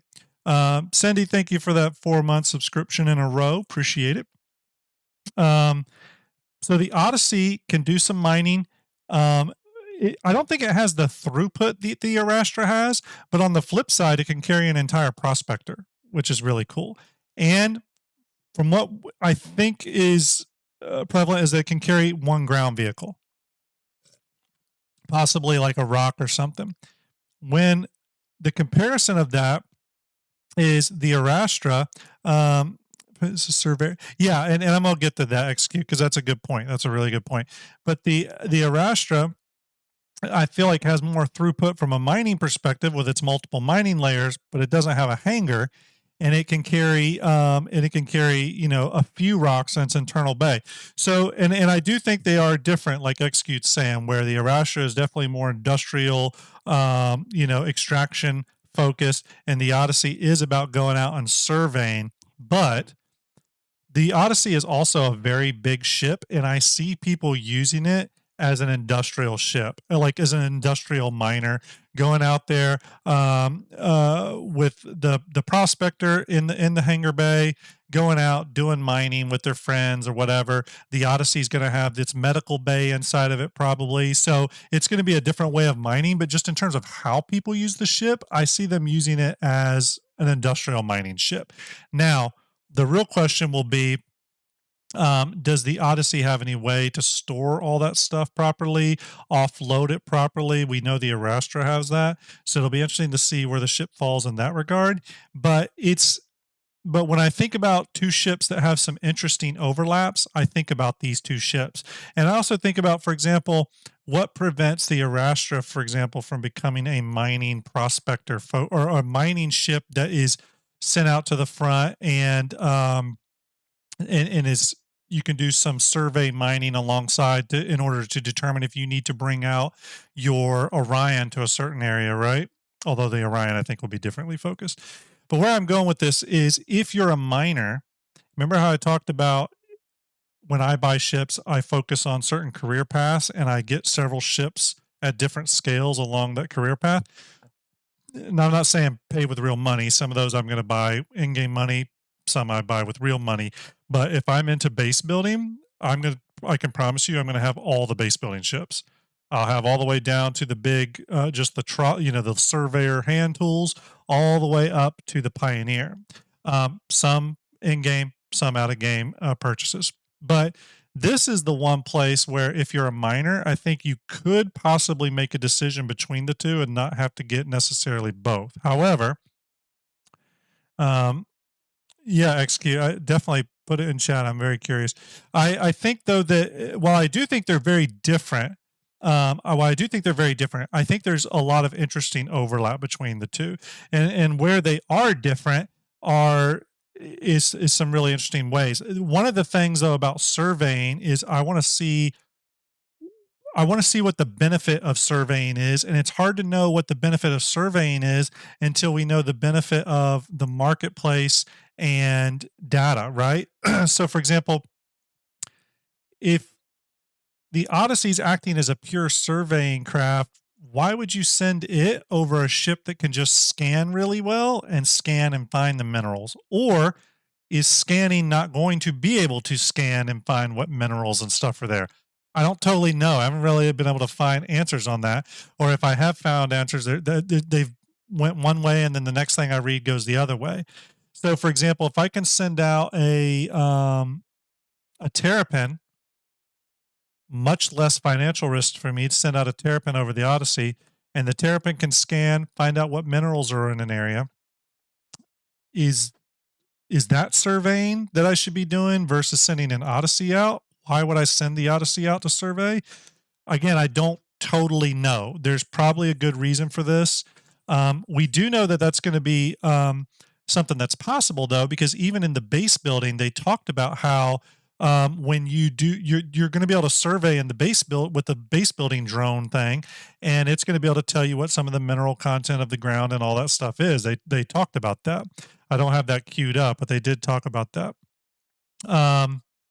So scanners becoming specialized would make sense. Yeah, I mean, maybe there are specialized scanners or even the Cutter Scout. Yeah, exactly, bingo.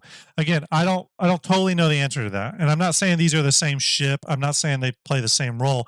I'm just saying there's some interesting overlap between these two ships. But essentially, the Arastra is your big, giant, large mining ship. I'll go to the transmission page here. Again, it can carry multiple rocks in its area. It's got 3 mining beams. I forget what size these are. Size 5, size 3. Maybe chat will correct me. The middle mining beam can actually sink in through the hull and come out the bottom as well, which is kind of cool. I think that's an interesting feature. Again, just giving us maximum maneuverability of those mining lasers, I think is really nice. I agree with Ender. I would have loved for the Arastra to been a salvage ship. As a matter of fact, I would have loved for them to have a variant of this. I would have loved for them been the mining variant and the salvaging variant. They would have just really needed to replace the lasers. One other thing about the Arastra is a lot of time it's shown as having single lasers on the front, yet some of the concept art shows it with 2 lasers on each side. So a quad laser on each side. So that would be 4 plus that'd be 5 lasers, but you never see those on. So I don't think that's the case. I think that's just some concept art that was accidentally slipped through the QC check there, but I don't think it's supposed to have the dual lasers top and bottom on both sides. You can see that pretty clearly here. So the Arastra, let me go to the, it's about 100 and, where are my specs at? Let me go to the tech specs here. Oops, no, not that one. They don't have the length in here. Well, I have the length right here. It's 124 meters, so it is a pretty big ship. It fits real nicely in between, the mole which is at 45 meters, and the Orion, which is at 341 meters. It kind of fits right in that pocket. I still think there's quite a bit of spacing there for some ships of different size. I think we could have a ship that sits between these two, or even a ship that sits between these two.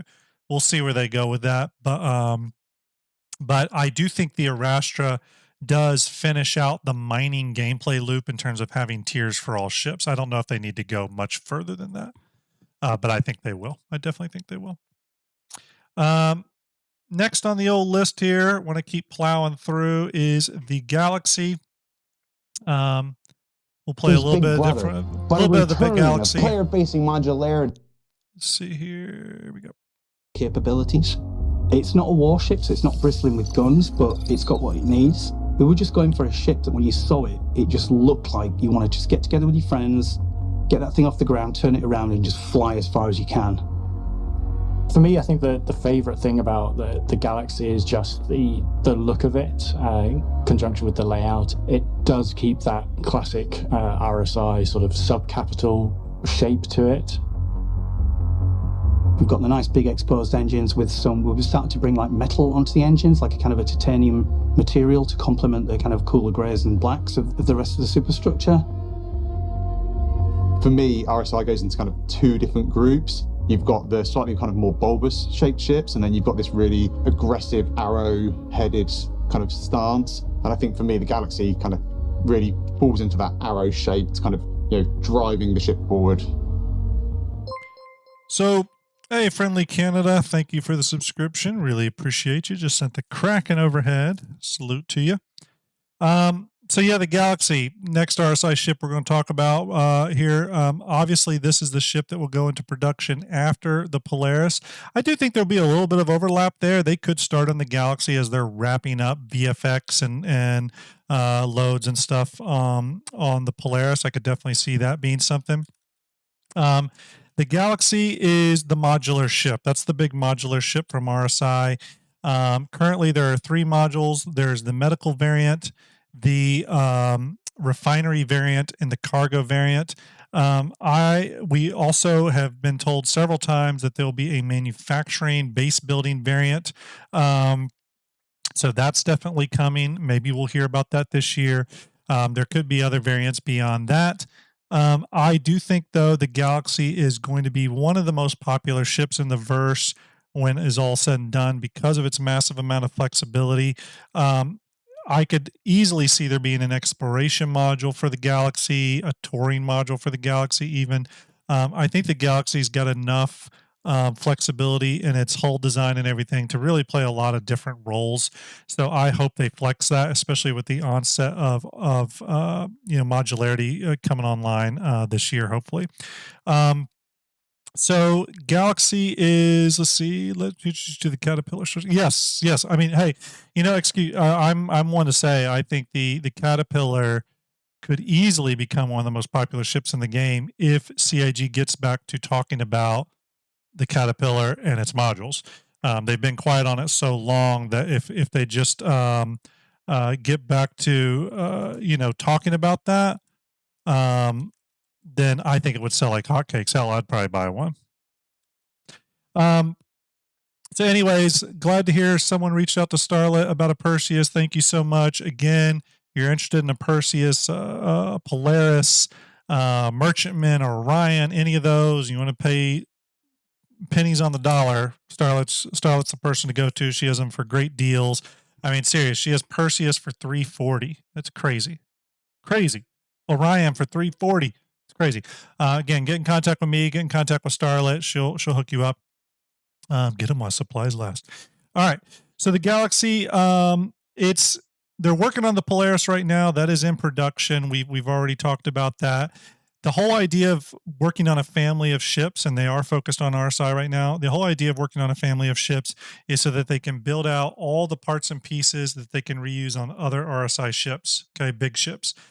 So what we're talking about here are floor paneling, wall paneling, greeble stuff, all kinds of elements like that, engine parts and pieces, exterior, interior pieces, possibly new cockpit, dashes and HUDs and seats and just any and everything. They'll model those to be used as almost like a toolkit. Okay. And I can tell you in film production, broadcast production, we build toolkits all the time that can be reused and reused. And they're going to get this stuff so that they can build out the Polaris first, which they're working on now. And then I have a feeling once the Polaris goes to the downstream teams, once it moves to the teams building the level of details, the audio work, the visual effects, all that stuff, and testing. Once it hits those teams, the downstream teams, then they'll probably start work on the Galaxy from a white box, gray box standpoint. So this ship will then move into white box and gray box, utilizing those assets from the Polaris, and hopefully, if we're lucky, have a faster timeline to completion. That's the goal here. This will be the big test case for that. I'm really crossing my fingers for CIG. I think it's a daunting challenge that John Crew and the rest of his team are undertaking, and this is not easy work. We're talking about flying first-person levels of a video game. You know what I mean? That you can fly and do whatever you want and have all your friends in. So they're complicated things. I really hope this works out for them because we want to see that backlog get whittled away. We want to see the bigger ships get into the production pipeline faster. So we want to see CIG be able to use these toolkits in an efficient way across a wider team base and remote team base. So you got teams all over the world, and then your actual team numbers, the amount of employees you have working on this is growing as well. That's a lot of people to onboard, and that's going to be easier to do when you have toolkits like this. So yeah, that is the RSI Galaxy. Really excited about this one. Do they show? You can see some of the interior here. Our good friend Gavin Rothery, who we've interviewed on STARJUMP Station, talking about it. He was obviously involved in the design of this ship. I think he nailed it. He also worked on the Odyssey, by the way. I know we were just talking about the Odyssey a minute ago. Gavin is one of my favorite Star Citizen ship designers. He obviously designed the Kraken and a couple of other of my favorites. He designed the Gladius and a lot of others. So I think he's designed the most RSI ships. Really cool bridge layout. I hope they keep the bridge layout for the Galaxy. It's got a forward pilot seat, a captain seat that's directly behind that, and then 2 offset seats. I've never seen this layout before in a Star Citizen ship, so I really hope they keep it. I also hope they keep with these big kind of like cubicles that you can sit in. I'm a little worried they're going to take that away because it looks like they've removed those in the Polaris, at least in the last white box, gray box walkthrough that they were showing of the Polaris. It looked like they had done away with these for more like a minimal thing. I like the big heavy pieces, so I'm hoping that stays. Personally hoping that stays. Daddy Cash, I think that's the pilot up there in that very forward seat. Yeah. Tom Van Doren says, question, Galaxy over the new 600i with small crew. Thanks for the great content. Thanks. Yeah, I think so. I think the Galaxy definitely plays in that ballpark. The Galaxy's a bigger ship than the 600i, though. And I think has a lot more flexibility, unless they expand out the 600i's modularity beyond the 2 variants we've seen so far. We'll see. I hope they do. I'd like the 600i to play as a counter to the Galaxy. I think that would be really cool. 10 for cash can do that. I could definitely do that. Yeah, RSI Galaxy. There we go. All right. Now, and when can we see the Galaxy? I know a lot of people are curious about that. I think we'll see the Galaxy, personally, I think it'll be by the second quarter of 2025. I think they're going to need all of this year to get through the Polaris. I do think the Polaris will be into this year, but I do think they need all of this year to get through it because they got to build out the toolkit as well. What I do think, though, is I think the Perseus and Galaxy, I think we'll get both of those in 2025. That's what I personally think. I think that's how it's going to fall out. So I think Polaris this year, Perseus and Galaxy next year. The big question mark is, are we getting the Arastra? I think that's the bigger question mark in all of this. And if we're getting the Arastra, when are we getting the Arastra? Would it be after the Galaxy and Perseus? I think it kind of has to be. I think if they slotted that one before those ships, people are going to get pretty angry. So the Arastra may come in after that stuff. All right, so now we're going to talk about the final ship for RSI, the mighty Polaris, the one we know that is in development now, coming out sometime this year. I definitely think it'll be for CitizenCon somewhere around that time period, or maybe IAE of this year, with the Zeus being the other RSI ship coming out, a series of RSI ships coming out. Oh, actually, I also think about the Apollo. I think the Apollo is coming this year personally. So let's go in. We are going to watch the original Polaris video. This is the original trailer for the Polaris. It's pretty old. It's pretty bad. It kind of goes to show you how much CIG's marketing has improved since this time.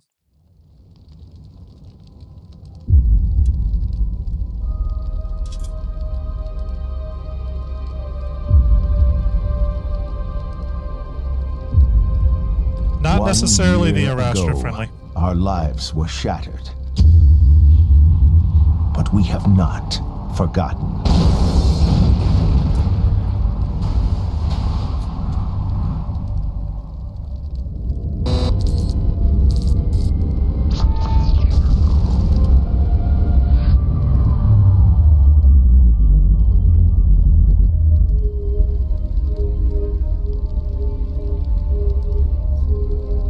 United in the face of the Vandal threat, we have dedicated ourselves to creating the universe we have always wanted. A safe and secure UEE for all. Thanks to your continued support in the sale of war bonds, the UEE is proud to announce the Militia Mobilization Initiative, authorizing the sale of certain military-grade ships to ensure that civilian militias are properly equipped to defend the Empire in times of need. We will ensure a brighter future for our children. At the forefront of that effort is RSI's newest ship, the Polaris. Combining devastating firepower and searing speed, the Polaris-class corvette is effective against a wide variety of aggressors and scenarios. From delivering humanitarian aid to tactical operations, the Polaris's ability will make it an essential part of any fleet for years to come. But the Polaris is only the tip of the spear for this grand initiative. A full line of other ships are now available for a limited time. Then they go and talk about the other ships they're selling from that. So the RSI Polaris, this is it's considered a new ship from a lore perspective. It's actually supposed to be manufactured after the events of Squadron 42. It is a torpedo boat. They talked about it recently in an episode called Finding the North Star from Inside Star Citizen. Let me go ahead and fast forward to that. I'm going to mute it. But they talk about redesigning the ship. Let me get to the newer stuff here. Bear with me. Here's the newer white box. Or newer concept mesh. Sorry, this is the exterior concept mesh. Gives you an idea of the scale. You can see characters down here. It is a big ship. My estimates put it somewhere around 168 meters, give or take. I've had some people question me on that length, but I can tell you how I got to that length here in a minute. But as you can see, they've made quite a bit of advancement here on the internal layout, reconcepting of the Polaris. Again, the ship's in production. We've already heard that it made its way through white box and was approved, and now it's moved into gray box. Gray box is where they really start finishing out the art. The ship's, it's a massive ship. Okay. It's going to have the last time we heard, I think it's got a crew of 16. I'm not sure if that's shrinking or whatnot, depending on new layout and design of the ship. But the ship hosts a lot of people. It's got a massive engineering section. It's 2 decks in the rear of the ship. I think what's funny is I actually think the Polaris is going to be one of the first big harbingers of the resource management system, the resource network. I think other ships will too, like the Hammerhead and some other ships we've heard about, but I think the Polaris will be the first big ship to utilize the resource management, resource network system, which is going to be really exciting. I think the Polaris is probably going to be the first ship we get the true capital gameplay or the capital ship level multi-crew gameplay experience. Now, I'll counter that by saying it's possible that CIG is going to insert the resource network system into the Idris before they release the Idris to the game. We'll have to see about that. Execute says, I think the Polaris is in Squadron 42 Part 2. Yeah, I've heard that as well, Execute. I've also heard the same thing about the Kraken, that the Kraken is in part of Squadron 42 or maybe Part 2. I don't know. Maybe that's just exterior only. I'm not sure, and I forget who I heard that from, but I thought someone who was knowledgeable told me that. But either way, the Polaris is supposed to be a new RSI ship, like a brand new RSI ship. So it's an old concept, but it's a new ship from a lore perspective. I do own this ship. It's in production. I would expect it sometime into this year. It carries a monster 24 size 10 torpedoes in its magazines with another 4 in the tubes. So that's a total of 28 size 10 torpedoes. It can fire 4 of those simultaneously, like 4 at a time, which is crazy. So this is how I got the length of the RSI Polaris. Now, I will go ahead and tell you that this is not the gray box mesh. This is a concept mesh. So even this is probably not scaled 100%. But this is how I came to 168 meters. They have the Saber in there. So I took the Saber and measured it and then extrapolated that measurement to the full RSI Polaris. That gave me a length of roughly 168 meters. Okay. So that's how I came up with the length. I'm not saying it's going to be 168 meters. I'm just saying it's going to be around that area. Hey, Red Samurai, I hope you're well. Thanks for hanging out with us. So it's had a lot of work done to it. It's been scaled appropriately to metric. They have made some design changes to it that I personally hope get tweaked a little bit through Gray Box. I'm really interested to see what that turns out to be. So I think throughout this year, though, we're going to get constant updates on the Polaris, and they're just going to get better and better, especially now that they're moving into Gray Box. We're going to start seeing some really pretty stuff related to the Polaris. I do plan on doing a bigger Polaris breakdown, probably closer to Invictus as we get closer to seeing what the final ship looks like. I want to do a STARJUMP shipyard episode, really breaking it down. So we'll do that. My last shipyard episode was on the Crucible. I was hoping it would get more views, but it's done okay. I appreciate everyone watching it and supporting it. But the next one will probably be, I am doing the Banu Merchantman, and I'm doing the Polaris. Those are 2 that I am working on. So, and the Genesis Starliner one's working, but it's on hold right now as I work out a modeling issue. But there we have it. That is the RSI family of ships. A lot of great stuff, a lot of it in production now. We do know that it's going to be, if you're an RSI ship fan, it's going to be an exciting next 12 months for sure, because not only are you going to see the Polaris, go to flyable, we're going to see other ships starting their white box and gray box journey. We're going to get some unexpected RSI drops as well this year, because they never just do one ship in a manufacturer that year. We're probably going to get the Apollo. We're going to get we already had the concepting of the Arastra. So we're going to see more and more stuff. We're going to have the RSI Zeus coming out. So if you're an RSI fan, this is the year for RSI, 100%. So be very excited.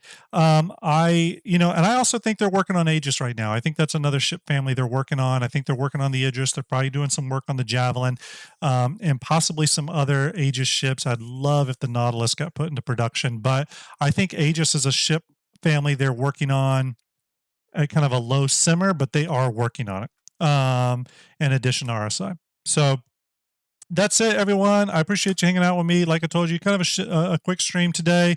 I wanted to give everyone an update on the STARJUMP members, what we're all doing. If you want to buy some Starlet ships, get a hold of me or get a hold of Starlet. She will set you up. Everyone wish Ender luck for his schooling. He's doing his classes. He's doing really good. He's going to be focusing on that and getting through that. It's only till May or so, but it's really important that he focuses on that and does good in that. So he can do a career that is fulfilling to him. And then myself, I just keep trudging ahead. Get in contact with me if you want. Join our Discord. Really appreciate it. Everyone, stay safe. As Ender says, do something kind for a stranger.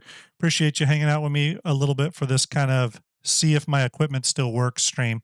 I'll talk to you all later. Have a great day. Won't be raiding today. I just got to chime off and get back to work before I get in trouble. So everyone, have a great one. Salute to you all. Appreciate it. Thanks for the support.